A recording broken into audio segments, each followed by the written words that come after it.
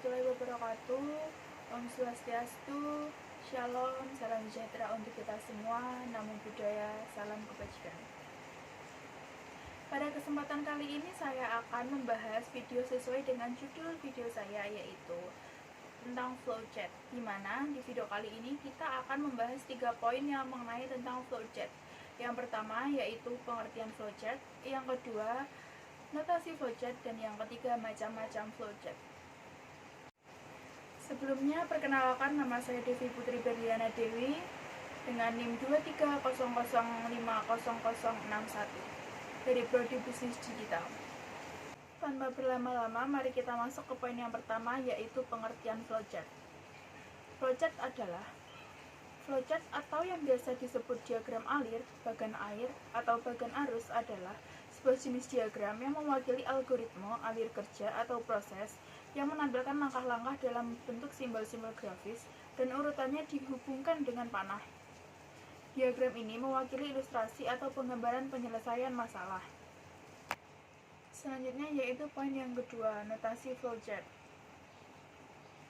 Notasi flowchart adalah bagan yang memperlihatkan tahapan dari suatu program dan hubungan antara proses beserta pernyataannya. Ilustrasi ini dinyatakan dalam simbol. Setiap simbol mempunyai makna tertentu untuk proses tertentu. Agar lebih jelasnya lagi, mari kita lihat di slide selanjutnya. Berikut macam-macam notasi flowchart. Yang pertama adalah flow, di mana simbol ini digunakan untuk menggabungkan antara simbol yang satu dengan simbol yang lain. Simbol ini disebut juga dengan connecting line. Dan yang kedua, on-back reference, simbol untuk keluar masuk atau penyambungan proses dan lembar kerja yang sama. Yang ketiga, off-page reference, simbol untuk keluar masuk atau penyambungan proses dalam lembar kerja yang berbeda. Dan yang keempat, terminator, simbol yang menyatakan awal atau akhir suatu program. Yang kelima, proses, simbol yang menyatakan suatu proses yang dilakukan komputer.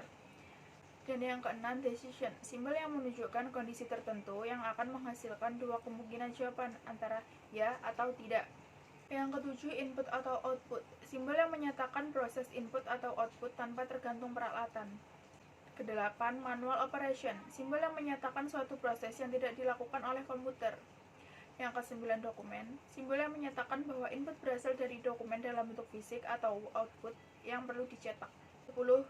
Predefined process, simbol untuk pelaksanaan suatu bagian subprogram atau prosedur. 11. Display, simbol yang menyatakan peralatan output yang digunakan. Dan yang terakhir, preparation, simbol yang menyatakan penyediaan tempat penyimpanan suatu pengolahan untuk memberikan nilai awal. Untuk poin yang terakhir adalah poin yang ketiga, contoh notasi flowchart. Di kehidupan kita sehari-hari banyak sekali contoh flowchart yang bisa kita terapkan dalam materi kali ini. Tapi saya akan membuat salah satu contoh flowchart sederhana, yaitu membuat nasi goreng. Langkah yang pertama yaitu nyalakan kompor gas. Yang kedua, letakkan wajan di atas kompor. Yang ketiga, tuangkan sedikit minyak goreng. Yang keempat, masukkan bumbu ke atas wajan. Yang kelima, tuangkan nasi secukupnya. Yang keenam, beri sedikit garam.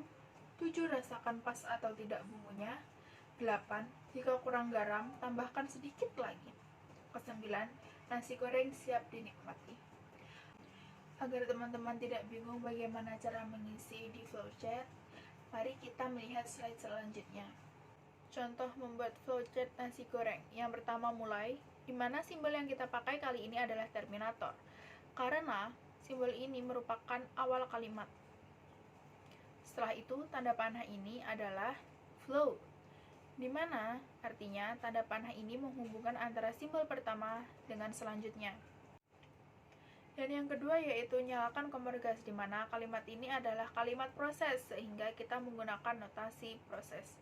Dan jangan lupa kita menggunakan flow. Yang ketiga adalah notasi proses juga, karena di kalimat tersebut adalah proses, yaitu letakkan wajan di atas kompor. Dan sekarang yang keempat, tuangkan sedikit minyak. Kalimat tersebut juga merupakan proses, sehingga kita menggunakan notasi proses. Yang kelima, masukkan bumbu, di mana kalimat ini juga merupakan kalimat proses, sehingga kita menggunakan notasi proses. Kalimat yang keenam yaitu masukkan nasi secukupnya, di mana kalimat ini juga merupakan suatu proses, sehingga kita menggunakan notasi proses. Dan yang ketujuh, tambahkan garam. Kalimat ini merupakan kalimat proses, sehingga kita menggunakan notasi proses. Yang kedelapan adalah coba rasakan. Coba rasakan yaitu adalah proses merasakan, sehingga di sini kita juga menggunakan notasi proses. Yang kesembilan adalah kurang garam atau tidak, di mana kalimat ini menyatakan atau menghasilkan dua jawaban, yaitu ya atau tidak, sehingga kita di sini menggunakan notasi decision. Yang ke-10 adalah siap dihidangkan, di mana kalimat tersebut adalah akhir dari suatu proses, sehingga kalimat tersebut menggunakan terminator. Terima kasih, sekian PPT yang dapat saya sampaikan kali ini. Jika ada kurang lebihnya saya mohon maaf. Assalamualaikum warahmatullahi wabarakatuh.